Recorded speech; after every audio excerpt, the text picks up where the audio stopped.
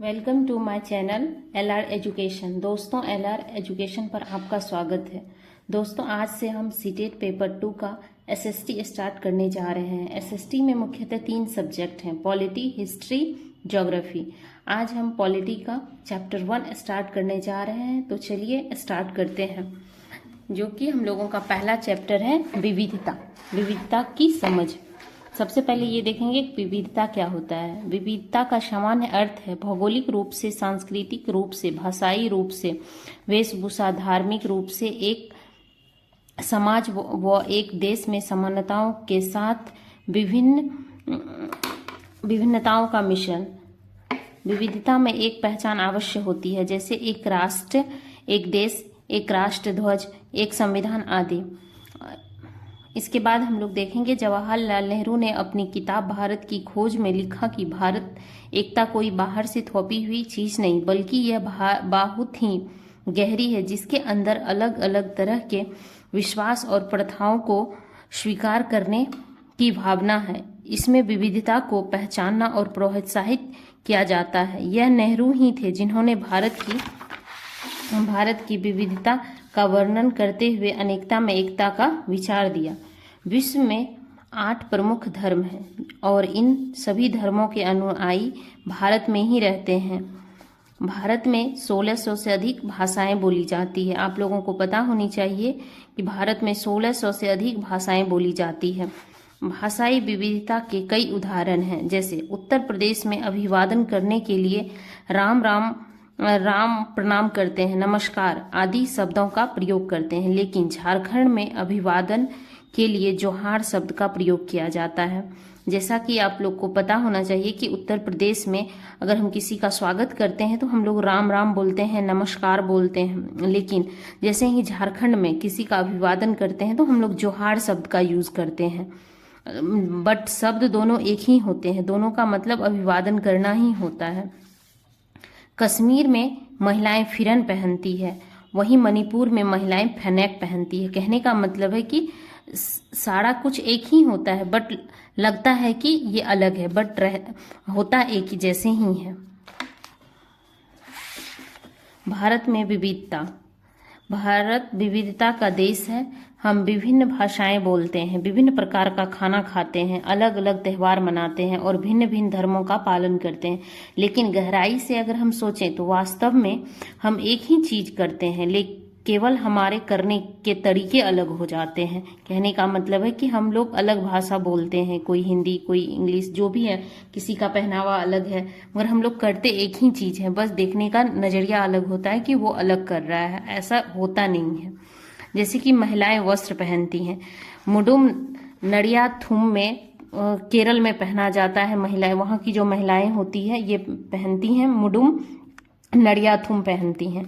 असम की जो महिलाएं हैं वो मेखला चादर पहनती हैं, और पंजाब, हरियाणा, हिमाचल प्रदेश की महिलाएं शलवार कमीज पहनती हैं, और कश्मीर की महिलाएं फिरन, और जिसको कि कश्मीरी चोगा भी कहा जाता है। उत्तर भारत की महिलाएं अनारकली सलवार सूट पहनती हैं, और राजस्थान और गुजरात की महिलाएं घाघरा चोली पहनती है। दक्षिण भारत की महिलाएं लंगा वनी धावनी पहनती है। अब महिला का हो गया, अब पुरुष का हम लोग देखते हैं। पुरुष में भी अलग अलग चीज का अलग अलग तरीके से हम लोग नाम रखे। पुरुष वस्त्रों में मुख्यतः से धोती, कुर्ता पैजामा, लुंगी को हम लोग सोरांग भी बोलते हैं, मुडू भी बोलते हैं। अलग अलग क्षेत्रों में पगड़ियां अलग अलग तरीके से बंधी जाती है, जैसे कि आगे हम लोग देखते हैं। पगड़ी कहने का मतलब है टोपी। पंजाब में जो है हम लोग टोपी को दस्तर बोलते हैं। महाराष्ट्र में फेटा बोलते हैं।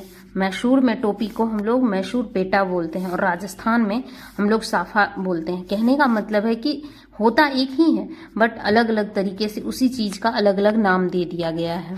अब हम लोग देखते हैं तीज त्यौहार।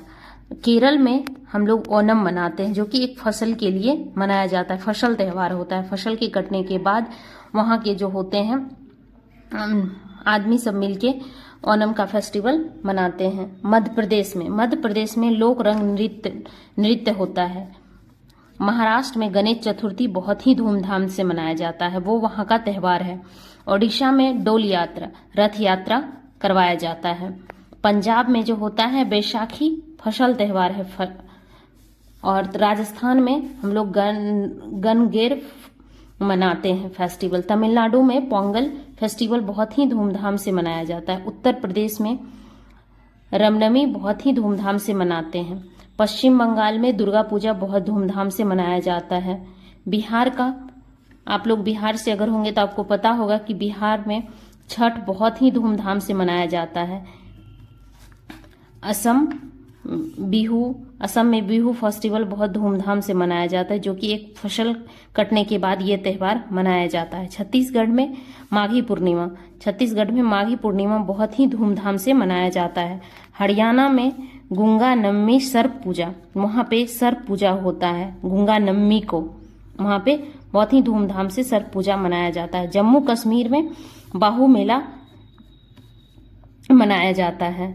झारखंड में करम त्योहार मनाया जाता है। आंध्र प्रदेश में उगाड़ी हम लोग मनाते हैं।